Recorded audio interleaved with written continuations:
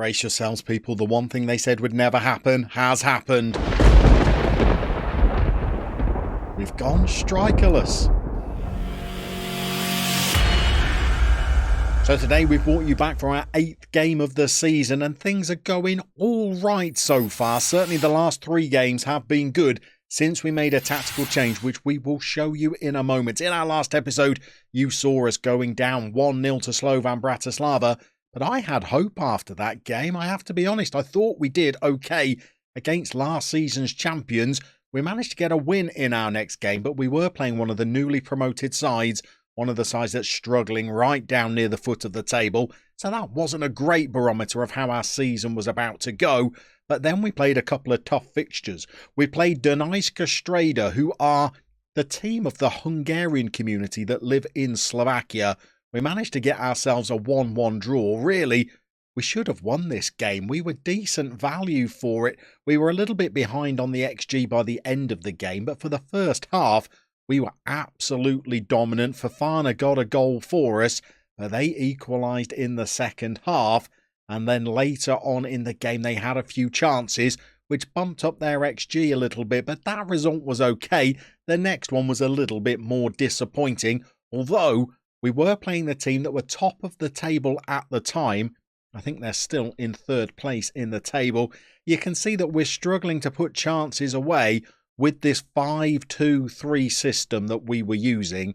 So we managed to make a little bit of a change, and since then, it has worked pretty well. We won 3-2 in our next game against Trenčín, and you'll see that we went strikerless for this game, dropping our false 9 down to play in the number 10 slot.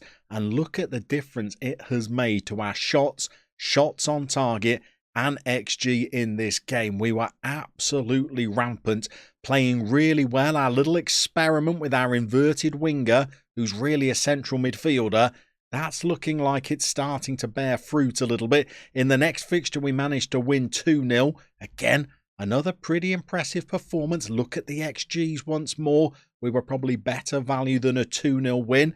And again, look at the performances of our players across this 5-man midfield that we've now got ourselves.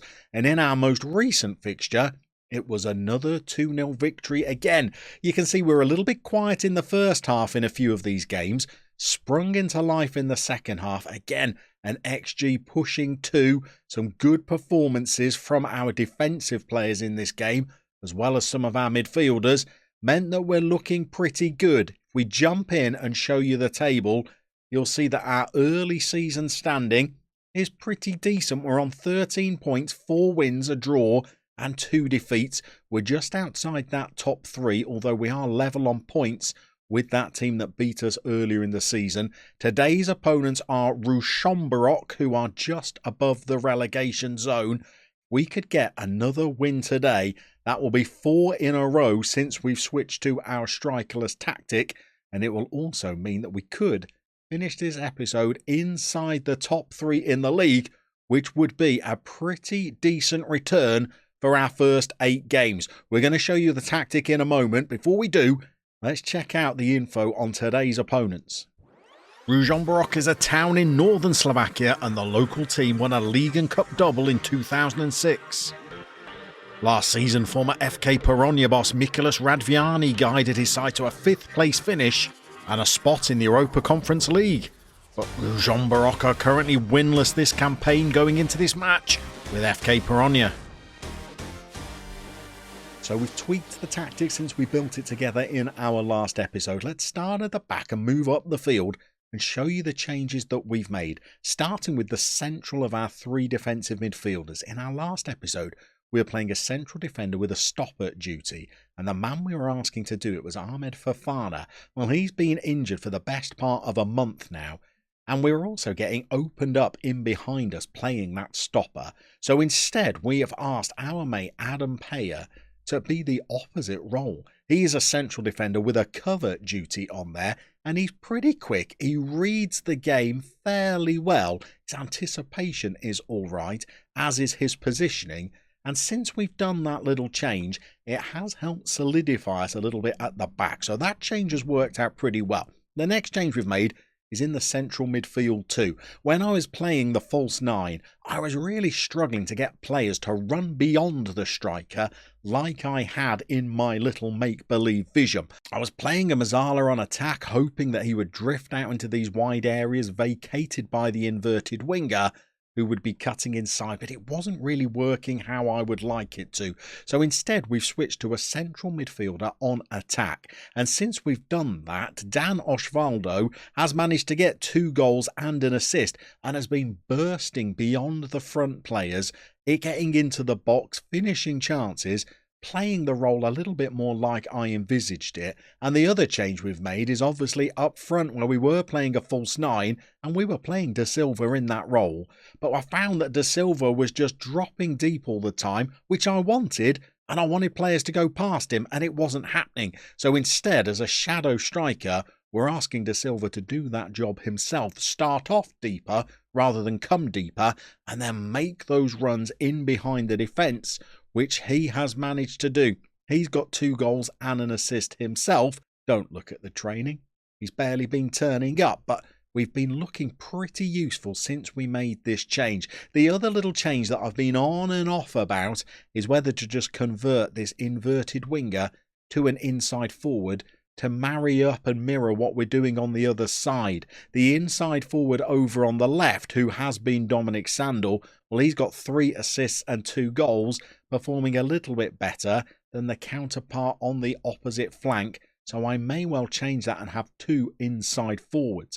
I may even make a change in personnel today, because our on-loan player Ladislav Music has been pretty tuneful in the last few games. He's on 2 assists and a goal now, including scoring in one of our recent games. So do you know what? I think I'm going to change him to an inside forward. I think I'm going to give Music the nod. So we're going to get out there, take on Ružomberok, and see if we can continue our promising start to this new campaign in Slovakia. So I can already hear the little tapping of keys as you're entering your comments down below. He's gone strikerless. I am one of the greatest purveyors of a 4-4-2, Pulis-esque, rely on set pieces, hit the big man, play very direct as you could possibly get. I am one of the original exponents of that kind of system. But part of this little journeyman adventure is to try and experiment tactically. We're not allowed to sign any players. We're moving to a new club every season. The idea is it's going to test us tactically. And what I don't really want to do is to get through the entire journeyman having just found one system that worked, and then you just keep relying on it club after club. Where would be the adventure in that? We developed a 4-5-1 at Dugapolia that worked beautifully. It was a nice little tactic for the underdog that managed to seal us the championship. But in Slovakia, I want to try and build something new again. So we're going to experiment. I've never really got a strikerless tactic to work before. We're going to see if we can do it in Slovakia. We've got just under 10 minutes on the clock. We've not been making the strongest of starts in the first half in these games that we've been playing. We've had to give the boys a little bit of a chastening at half time in order to go out and get the job done in the second half. And we've got away with a little 1 on 10 minutes there. Okay, we've at least got the ball now. 24 minutes on the clock. Here is Adler de Silva ambling forward, giving the ball away. I was hopeful this might be a highlight for us. Instead, it's another great effort for them. And we've relied on our keeper to keep us in the game. This has been a poor old start. This hasn't been the pattern of our previous 3 fixtures. We've been quiet in the first half, but they've just been devoid of highlights. It's not like we've been undone by the opposition, as we have done in today's game. And then in the second half, we've managed to break them down and look a lot better. But this is a poor performance. 38 minutes gone.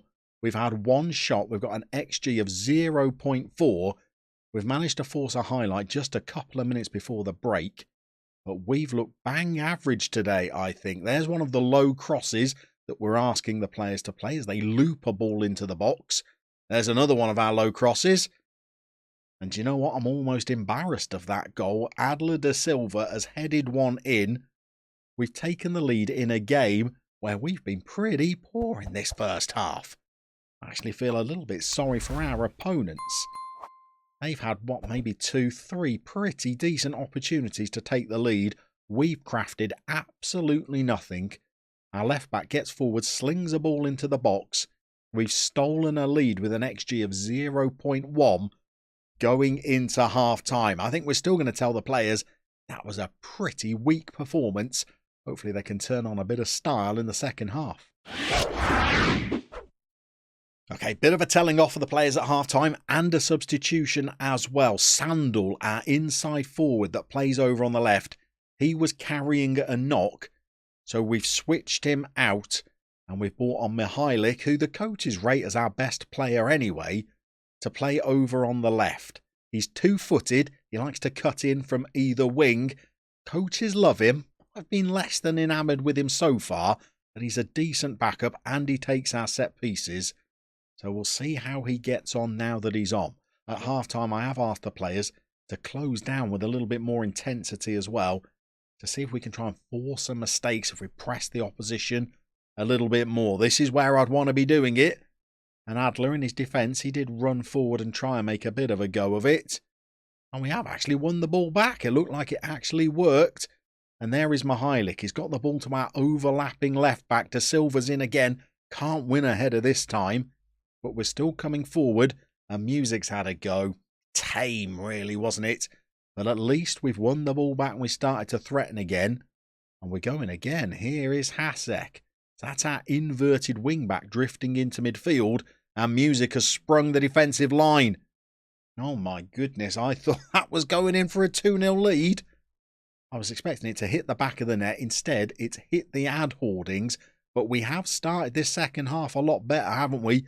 And we're going again. De Silva's chasing the ball down. We do look a bit better with this press on, I think. And Mihailik is in, and that is, another woeful effort. Was that worse than Music's? It may well have been, you know. Guy was on the edge of the 6-yard box, clear sight of goal, and he's absolutely woofed one wide. 65 minutes gone. Fresh legs. I think we're at least asserting ourselves a little bit. We need a second goal. Maybe the sub could be the person to get it. Here's our goalie, who's looked pretty solid so far in the games that we've seen. But we have missed Fofana a little bit at the back. We only have 3 central defenders. I've had to call up Striker from the under-19s. He is limited, let me tell you. Needs a little bit more first-team football, ideally on loan. But needs must, I'm afraid. We've brought him in because we don't have any other central defenders.